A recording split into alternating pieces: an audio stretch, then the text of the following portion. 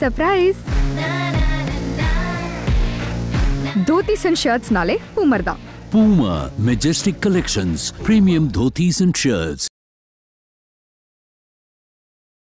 Honest, வீட்டுக்கு வரியா? உனக்கு ஒன்றும் பிரச்சனை இல்லையா?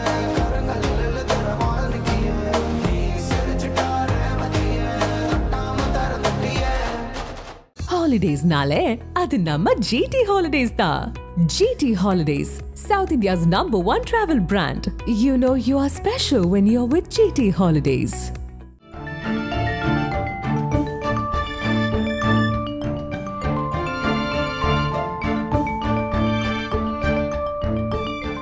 உங்கள் ஜீரண கோளாறுகளுக்கும் வயிற்றெரிச்சலுக்கும் சரியான ஒரு தீர்வு. டூரிங் டாக்கீஸ் ரசிகர்களுக்கு வணக்கம்.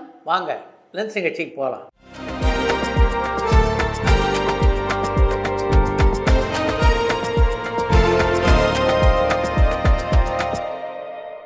என்னம்மா முதல் கேள்வி? நடிகர் சங்க கட்டடம் கட்ட நடிகர் விஜய் 1 கோடி ரூபாய் தந்தாரு.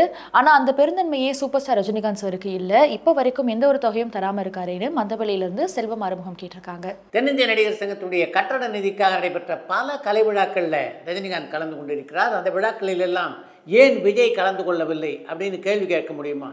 இது போன்ற ஒப்பீடுகளை தவிர்ப்பது நல்லது அப்படின்னு நான் நினைக்கிறேன். சார், என்னுடைய கேள்விக்கு கோபப்படாதீங்க. இது வெறும் கற்பனையான கேள்விதான்.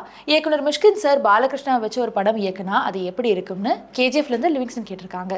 பாலகிருஷ்ணா நடிக்க இந்த படத்தை மிஷ்கின் இயக்கினார் என்றால் பாலகிருஷ்ணா மிஷ்கின் ஆகிய இருவருக்குமே அது ஒரு வித்தியாசமான அனுபவமாக அமையும் அப்படின்னு தான் நான் நினைக்கிறேன். சார், கடலோர கவிதைகள் திரைப்படத்துல நீங்க டப்பிங் பேசியிருக்கீங்களா? ஒரு துணை நடிகருடைய குரல் உங்களுடைய குரல் மாதிரியே இருக்கு. அது சரியான? மதுரையில இருந்து விக்கி கேட்டிருக்காங்க. நான் உதவி இயக்குனராக பணியாற்றிய பாரதி ராஜாவுடைய எல்லா படங்கள்லையும் பார்த்தீங்கன்னா பல இடங்களில் என்னுடைய குரலை நீங்கள் கேட்கலாம்.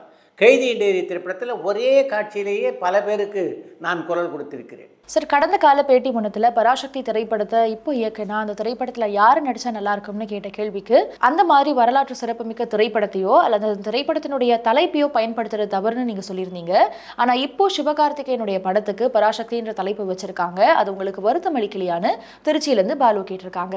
சுதா கொங்கராவுடைய இயக்கத்திலே சிவகார்த்திகேயன் நடிக்கின்ற படத்துக்கு சிவாஜியுடைய படத்தலைப்பான பராசக்தி என்ற பெயரை வைப்பதை தவிர்க்க வேண்டும் என்றும் அது கண்டிக்கத்தக்கது என்றும் கடந்த வாரம் சினிமா திஸ் வீக் நிகழ்ச்சியில் கூட நானும் தனஞ்சயனும் விரிவாக பேசியிருக்கோம். அந்த நிகழ்ச்சியை பார்த்தீங்கன்னாவே உங்களுக்கு என்னுடைய நிலை என்ன என்பது புரியும். சார், கதைக்கும் திரைக்கதைக்கும் உள்ள வித்தியாசம் என்ன? அண்ட் ஒரு கதைக்கு எப்படி திரைக்கதை எழுதுறதுன்னு சொல்ல முடியுமான்னு திருப்பூர்ல இருந்து லக்ஷ்மணன் கேட்டிருக்காங்க. ஒரு கேள்வி பதில் நிகழ்ச்சியில் 2-3 வரிகளில் சொல்லக்கூடிய விஷயமா அது. திரைக்கதை எழுதுவது எப்படி என்பதை பற்றி சுஜாதா சில ஆண்டுகளுக்கு முன்னால் ஒரு புத்தகம் எழுதியிருக்காரு. சமீபத்தில் பார்த்தீங்கன்னா கருந்தேல் ராஜேஷ் என்கின்ற திரைக்கதாசிரியர் அதே சப்ஜெக்டை பற்றி ஒரு புத்தகம் எழுதியிருக்கார். இந்த 2 புத்தகத்தையும் வாங்கி படிங்க. திரைக்கதை எழுதுவதை பற்றி உங்களுக்கு ஒரு தெளிவு பிறக்கும். சமீபத்தில் நடிகர்கள் சூர்யா, அஜித் இவங்களுடைய குடும்பங்களோட இருக்கிற புகைப்படம் சோஷியல் மீடியாவில் உலா வந்தது.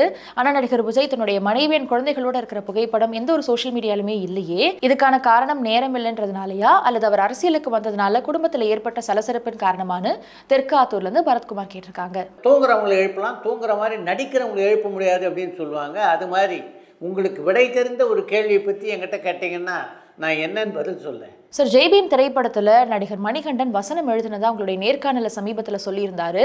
ஆனால் அவருக்கு அந்த திரைப்படத்தில் கிரெடிட்ஸ் கொடுத்த மாதிரியே தெரியலையே. இதை பற்றின உங்களுடைய கருத்து என்னன்னு பஞ்சாப்ல இருந்து மணிகண்டன் கேட்டிருக்காங்க. ஜெய்பீம் திரைப்படத்தினுடைய திரைக்கதைக்கு உதவுவதற்காக தான் முதல்ல மணிகண்டன் அந்த படத்துக்குள்ளே போனார். அதுக்கு பின்னால் பார்த்தீங்கன்னா ஒரு பிரதான கதாபாத்திரத்தை நடிக்கக்கூடிய வாய்ப்பு அவருக்கு அமைந்தது. அப்படி ஒரு வாய்ப்பு அமைந்ததுக்கு பின்னால் அந்த படத்தினுடைய வசனத்தில் ஒரு முழு கவனம் செலுத்தியிருக்க வாய்ப்பு இல்லை. அதனால தான் அந்த படத்தினுடைய டைட்டிலில் வசனம் சம்பந்தப்பட்டதாக அவருடைய பெயர் வரல அப்படின்னு நினைக்கிறேன். சார், இன்னைக்கும் ஒரு மஞ்சப்பையோட சினிமாவுக்கு வந்தால் ஜெயிக்க முடியுமான்னு சரளைமேடுல இருந்து கார்த்திக் கேட்டிருக்காங்க. இன்றைக்கு சினிமாவிலும் செயல்பட்டு கொண்டிருக்கின்ற பாணியை பார்க்கும்போது 100% அதற்கு வாய்ப்பு இல்லை என்றே நினைக்கிறேன். பத்மபூஷன் விருதை வாங்குறதுக்கு நடிகர் அஜித் நேரில் போவாரா அல்லது அவருடைய PROவான சுரேஷ் சந்திராவை அனுப்புவாரான்னு அடையாள இருந்து ராம்கி கேட்டிருக்காங்க. எதனால இப்படி ஒரு கேள்வி நீங்கள் கேட்டிருக்கீங்க அப்படின்னு எனக்கு புரியல. அரசையும் அரசு விருதையும் மதிக்கின்ற ஒரு கலைஞர் தான் அஜித். அதனால நிச்சயமாக பத்மபூஷன் விருதை பெற்றுக்கொள்வதற்கு அவர் நேரிலே செல்வார். நடிகர் சிவகார்த்திகேயன் இன்னும் 2-3 திரைப்படங்கள்ல 100 கோடி சம்பளம் வாங்குற கதாநாயகன் பட்டியலில் வந்துருவாரான்னு கோயம்புத்தூர்ல இருந்து குமார் கேட்டிருக்காங்க. சிவகார்த்திகேயன் மிக விரைவிலேயே 100 கோடி ரூபாய் சம்பளத்தை தொடுவதற்கான வாய்ப்புகள் பிரகாசமாக இருக்கின்றன. சார், இப்பெல்லாம் என்ன நடந்தாலும் வாழ்த்து சொல்ற நடிகர் விஜய் ஏன் நடிகர் அஜித் கார் ரேஸ்ல 3ஆம் இடம் பிடிச்சப்பையும் இப்ப பத்மபூஷன் விருது அறிவிக்கப்பட்டதுக்கும் அவர் வாழ்த்துக்கள் சொல்லல, மேடைகள்ல மட்டும்தான் அவருக்கு நண்பர் அஜித்தா, ஆனா ரியல் லைஃப்ல அவர் எதிரியா தான் பாக்குறாரான்னு மட்டக்களப்புல இருந்து மயூரன் கேட்டிருக்காங்க. என்ன காரணத்தால விஜய் அஜித்துக்கு வாழ்த்து தெரிவிக்கல அப்படின்னு எனக்கு தெரியல. ஆனா பத்மபூஷன் விருதினை அஜித் பெற்றதற்கு நிச்சயமாக விஜய் தன்னுடைய வாழ்த்துக்களை தெரிவித்திருக்க வேண்டும் என்பதுதான் என்னுடைய எண்ணம். குடும்பஸ்தன் திரைப்படத்தினுடைய வெற்றி எப்படி பாக்குறீங்க? இதுக்கு அடுத்து இந்த மாதிரியான கதையம்சம் கொண்ட திரைப்படங்கள் தொடர்ந்து வரதுக்கான வாய்ப்பு இருக்கான்னு வாடியம்பாடியில இருந்து ஃபெரோஸ் அகமத் கேட்டிருக்காங்க. இதற்கு முன்னாலே குடும்பஸ்தன் மாதிரியான படங்கள் வரவே இல்லை அப்படின்ற மாதிரி உங்களுடைய கேள்வி நீங்க கேட்டிருக்கீங்க. குடும்பஸ்தன் பாணியிலே பல திரைப்படங்கள் தமிழை வழியாகி மிகப்பெரிய வெற்றியை பெற்றிருக்கின்றன. அதை முன்மாதிரியாக கொண்டு தயாரிக்கப்பட்ட திரைப்படமாகத்தான் குடும்பஸ்தன் திரைப்படத்தையே பார்க்குறேன் நான். அந்த படத்தினுடைய வெற்றிக்கு மிக முக்கியமான காரணம் அப்படின்னு சொல்லணும்னா அந்த படத்தினுடைய கதாநாயகனான மணிகண்டனுடைய மிக யதார்த்தமான நடிப்பு, அந்த படத்தை இயக்கியிருந்த ராஜேஸ்வர் காளிசாமியினுடைய உழைப்பு, அந்த படத்துக்கு கதை வசனத்தை மிகச்சிறப்பாக எழுதியிருந்த பிரசன்னாவுடைய வசனத்திறன் இதெல்லாம் சேர்ந்து தான் அந்த படத்தை வெற்றி படமாக ஆக்கியிருக்கிறது. நடிகர் விஜய் அரசியலுக்கு வரதுக்கு முன்னாடி ரிலீஸ் ஆகிற கடைசி திரைப்படம் இதுவா இருந்தா ஜனநாயகன்ற தலைப்பை விட நாளைய தீர்ப்புன்ற தலைப்பு ரொம்பவே கேட்சியா இருந்திருக்குமே, உங்களுக்கு இந்த தலைப்பு பிடிச்சிருந்தான்னு இலங்கையிலிருந்து ரியாஸ் கேட்டிருக்காங்க. ஜனநாயகன் என்று பெயர் வைத்ததிலே தப்பு இல்லை, ஆனால் தமிழுக்கு பெயர் வைக்கும்போது மக்கள் நாயகன் என்றும் தெலுங்குல ஜனநாயகன் என்றும் வைத்திருந்தால் சரியாக இருந்திருக்கும் அப்படின்றது என்னுடைய கருத்து. சார், திருநெல்வேலியில் உள்ள திரையரங்குகளில் படம் பார்த்த அனுபவம் உண்டா? நீங்கள் நடித்த திரைப்படங்களுடைய படப்பிடிப்பு ஏதாவது திருநெல்வேலியில் நடந்திருக்கான்னு திருநெல்வேலியிலேருந்து கண்ணன் கேட்டிருக்காங்க. பல ஆண்டுகளுக்கு முன்னால் திருநெல்வேலி ரத்னா திரையரங்கிலே ஒரு திரைப்படத்தை நான் பார்த்த நினைவு எனக்கு இருக்குது. ஆனால் படத்துடைய பெயர் என்னுடைய நினைவில் இல்லை. திருநெல்வேலியில் நான் படப்பிடிப்பில் கலந்து கொள்ளவில்லை என்றாலும் திருநெல்வேலிக்கு பக்கத்தில் உள்ள தூத்துக்குடியிலே ஒரு படத்தினுடைய படப்பிடிப்பிலே கலந்து கொண்டிருக்கிறேன். விஜய் டிவி சார்பில் விஜய் அவார்ட்ஸ் தொடர்ந்து 10 ஆண்டுகளாக கொடுக்கப்பட்டுச்சு. ஆனால் பல சர்ச்சைகளின் பிரச்சனைகள் காரணமாக விஜய் அவார்ட்ஸ் நிகழ்ச்சி நிறுத்தப்பட்டுச்சு. அது திரும்பவும் நடக்கிறதுக்கான வாய்ப்பு இருக்கான்னு நெல்லையிலிருந்து ஐயப்பன் கேட்டிருக்காங்க. சர்ச்சைகள் பிரச்சனைகள் காரணமாகத்தான் விஜய் விருதுகள் நிறுத்தப்பட்டன அப்படின்னு நீங்களே உங்களுடைய கேள்வியில் தெளிவாக சொல்லியிருக்கீங்க. அப்படி இருக்க மீண்டும் விஜய் அவார்ட்ஸை அவங்க தொடங்குவதற்கான வாய்ப்பு குறைவு. எல்லா உண்மை சம்பவங்களுமே படமா எடுக்கிற இயக்குநர்கள் ஏன் இந்த தயாரிப்பாளர்கள் படம் எடுத்து கஷ்டப்படுறத ஒரு படமா எடுக்கிறதுக்கு முன் வர மாட்டாங்கன்னு பொள்ளாச்சியிலிருந்து விக்னேஸ்வரன் கேட்டிருக்காங்க. பொதுவாகவே சினிமாக்காரருடைய பிரச்சனையை திரைப்படமாக எடுத்தால் மக்கள் ரசிப்பதில்லை அப்படின்னு சினிமா உலகத்தில் ஒரு சென்டிமெண்ட் உண்டு. அதன் காரணமாக கூட தயாரிப்பாளர் படுகின்ற கஷ்டங்களை எல்லாம் படமாக்குவதற்கு எந்த இயக்குனரும் முன்வராமல் இருக்க வாய்ப்பு இருக்கு. லாஸ்ட் இயர் நடிகர் வடிவேலு சாரை வச்சு இயக்குனர் சுந்தர் சி தொடங்கின படம் இப்போ எந்த நிலையில இருக்கு அண்ட் படம் இந்த ஆண்டு வெளிவரதுக்கான வாய்ப்பு இருக்கான்னு மதுரையிலிருந்து விக்கி கேட்டிருக்காங்க. சுந்தர் சியும் வடிவேலும் இணைந்து நடிக்கின்ற கேங்கஸ் படத்துடைய படப்பிடிப்பு முழுவதுமாக முடிவடைந்து விட்டது. இப்போ அந்த படத்துடைய பின்னணி இசை சேர்ப்புகள் நடைபெற்று கொண்டிருக்கின்றன. மார்ச் மாதம் அந்த படம் திரைக்கு வர எல்லா வாய்ப்புகளும் இருக்கின்றன. சாய்வு சித்ரா நிகழ்ச்சியில் சினிமாட்டோகிராஃபர் அசோக் ராஜன் சார் கஸ்தூரி ராஜா சார் காதல் ஜாதின்னு ஒரு திரைப்படம் எடுத்து அது டிராப் ஆனதா சொல்லியிருந்தாரு. காதல் ஜாதி திரைப்படத்தை பற்றின தகவல்கள் உங்களுக்கு தெரிஞ்சா ஷேர் பண்ண முடியுமான்னு சென்னையிலேருந்து கௌஷிக் கேட்டிருக்காங்க. காதல் ஜாதி படத்துடைய எல்லா பாடலையும் நான் கேட்டிருக்கேன். இளையராஜா அந்த படத்திற்கு மிகச்சிறப்பாக இசையமைத்திருந்தார் என்று தான் சொல்ல வேண்டும்.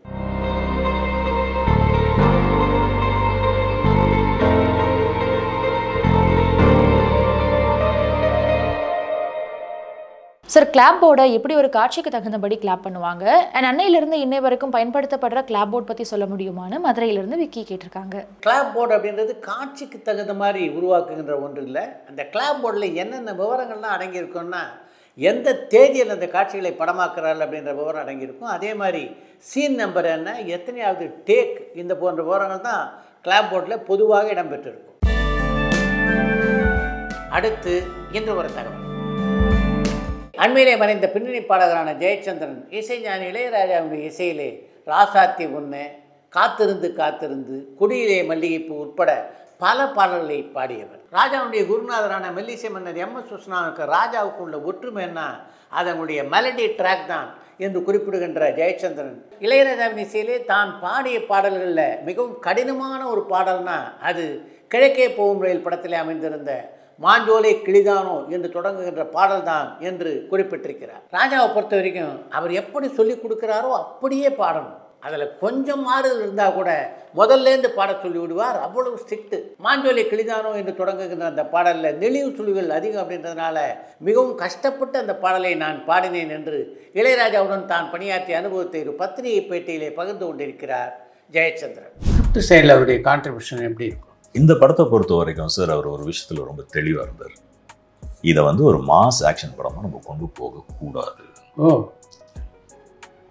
அதில் அவர் ரொம்ப தெளிவாக இருந்தார். should be different film. It should be a different kind of. Sir எப்படி இருந்தது அவருக்கும் அர்ஜுனுக்குமான காம்பினேஷன்? they are friends.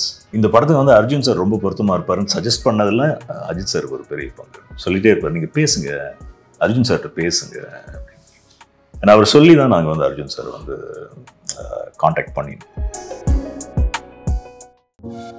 பரபரப்பான சினிமா செய்திகள், நட்சத்திரங்களின் பேட்டிகள், சினிமா வரலாறு ஆகியவற்றை பார்க்கவும் படிக்கவும் உங்களுக்கான இணையதளம் tourantalkies.co.